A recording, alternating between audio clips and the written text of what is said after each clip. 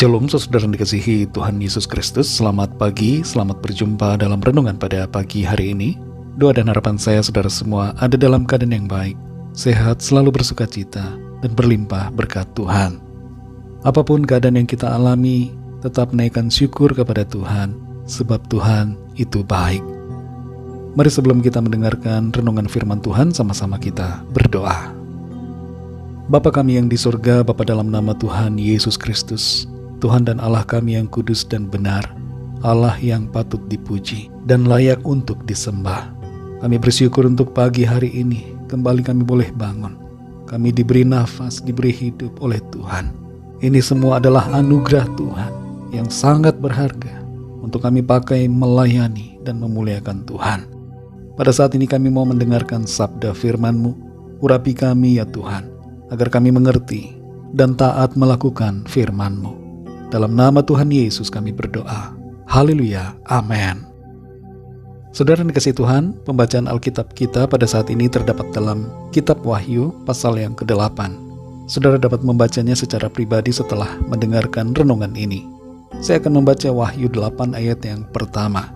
Tertulis demikian. Dan ketika anak domba itu membuka meterai yang ketujuh, maka sunyi senyaplah di sorga, kira-kira setengah jam lamanya. Saudara yang dikasihi Tuhan, Tuhan itu sabar dan selalu sabar kepada kita.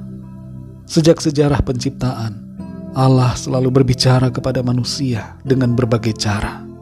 Tapi manusia punya kebiasaan untuk tidak memasang telinga bagi suara Tuhan. Firman-Nya diabaikan, pribadinya dilupakan, dan dosa-dosa dilakukan. Manusia bermain-main dengan Tuhan, mempermainkan kemurahan-Nya. Ketika manusia tidak memperhatikan suara Tuhan, maka di saat yang terakhir, Tuhan akan memakai satu cara di mana semua orang pasti akan memperhatikan suaranya dan menghormati pribadinya, yaitu melalui penghukuman demi penghukuman yang akan melanda seluruh bumi.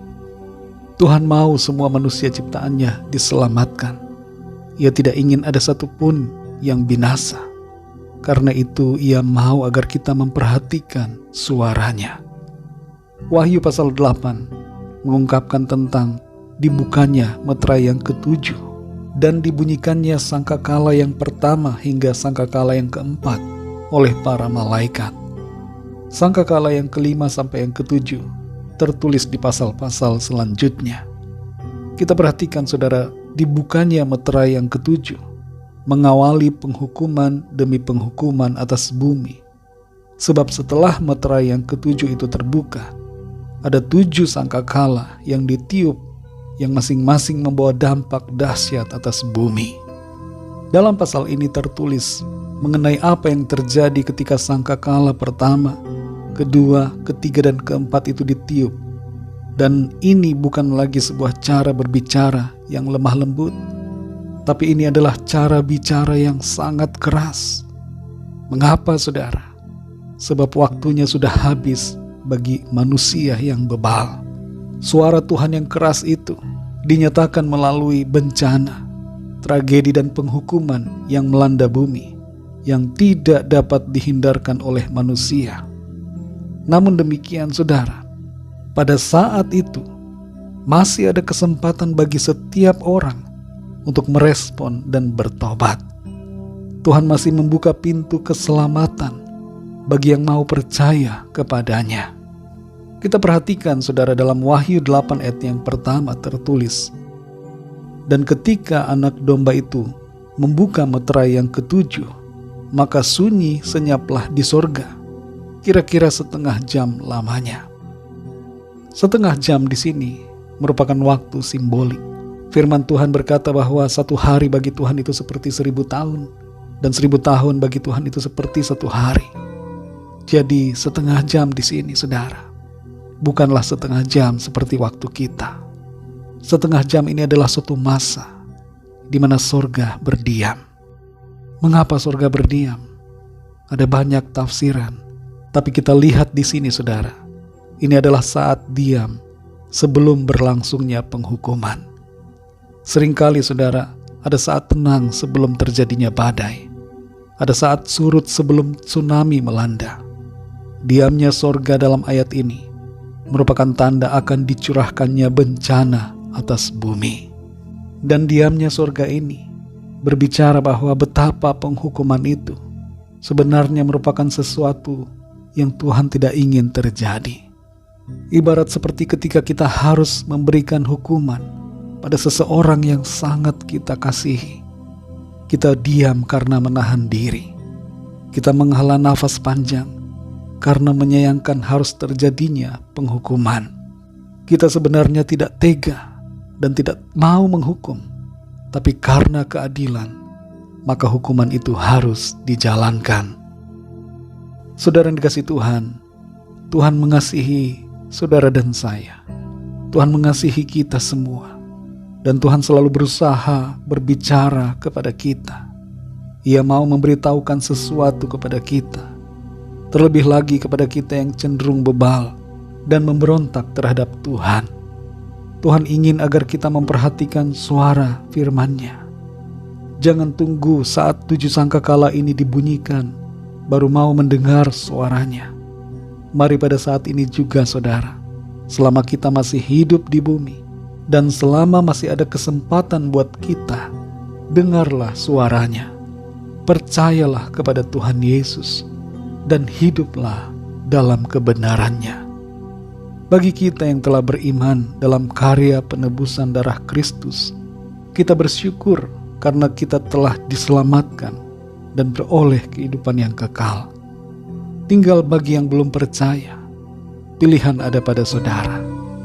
Bagi saudara yang mendengar renungan firman Tuhan saat ini dan mau percaya kepada Tuhan Yesus Kristus, mau menerima anugerah keselamatan di dalam Dia, mari ikuti doa saya. Tuhan Yesus, aku percaya Engkau adalah Tuhan dan Juru Selamat.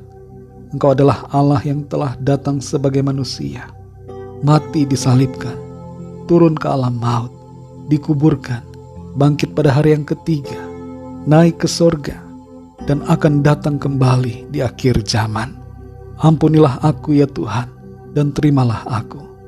Pimpinlah hidupku sekarang ini dan seterusnya, dan bahkan selamanya. Terima kasih Tuhan Yesus. Amin.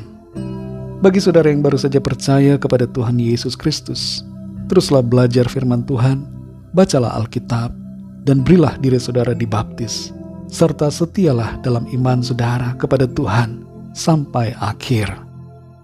Bagi saudara semua pendengar renungan hari ini, mari sama-sama kita berdoa. Terima kasih Tuhan, kami bersyukur untuk firman-Mu. Kami menyadari bahwa betapa Engkau mengasihi kami, dan wujud kasih-Mu adalah Engkau terus berbicara kepada kami, menyampaikan firman-Mu untuk menuntun kami kepada keselamatan. Ampuni kami yang seringkali lalai dan keras kepala, tidak mau dengar-dengaran kepada Tuhan. Kami mohon pengampunan-Mu. Kami mau hidup benar seturut dengan firman-Mu. Terima kasih Tuhan. Roh Kudus pimpin kami, supaya kehidupan kami selalu menyenangkan hati-Mu Tuhan. Berkati kami di sepanjang hari ini, dalam segala aktivitas kami. Dan lawat setiap kami yang sakit mengalami kesembuhan, yang lemah mendapat kekuatan baru, yang susah dihiburkan, dan yang sedang dalam persoalan mendapatkan jalan keluar. Pertolongan-Mu dinyatakan. Terima kasih Tuhan. Dalam nama Tuhan Yesus Kristus, Tuhan dan Juru Selamat kami sudah berdoa dan mengucap syukur. Haleluya. Mari sama-sama kita berdoa doa Bapa kami. Bapa kami yang di sorga, dikuduskanlah nama-Mu, datanglah kerajaan-Mu, jadilah kehendak-Mu di bumi seperti di sorga. Berikanlah kami pada hari ini makanan kami yang secukupnya, dan ampunilah kami akan kesalahan kami, seperti kami pun mengampuni orang yang bersalah kepada kami. Dan janganlah membawa kami ke dalam pencobaan, tetapi lepaskanlah kami daripada yang jahat, karena Engkaulah yang mempunyai kerajaan dan kuasa dan kemuliaan sampai selama-lamanya. Amin. Terimalah berkat Tuhan. Tuhan memberkati engkau dan melindungi engkau. Tuhan menyinari engkau dengan wajah-Nya dan memberikan kasih karunia. Tuhan menghadapkan wajah-Nya kepadamu dan memberikan damai sejahtera. Berkat anugerah dari Allah Bapa cinta kasih karunia dari Tuhan Yesus Kristus, dalam persekutuan dan penghiburan Roh Kudus, menyertai saudara semua, sekarang ini dan sampai selama-lamanya. Dalam berkat nama Tuhan Yesus Kristus. Haleluya. Amin. Puji Tuhan, saudara yang dikasih Tuhan, saya percaya firman Tuhan menjadi berkat dan kekuatan buat saudara semua. Dan Roh Kudus akan menolong saudara untuk lebih lagi memahami kebenaran firman Tuhan. Tuhan Yesus memberkati saudara semua. Sampai jumpa dalam renungan yang berikutnya. Haleluya.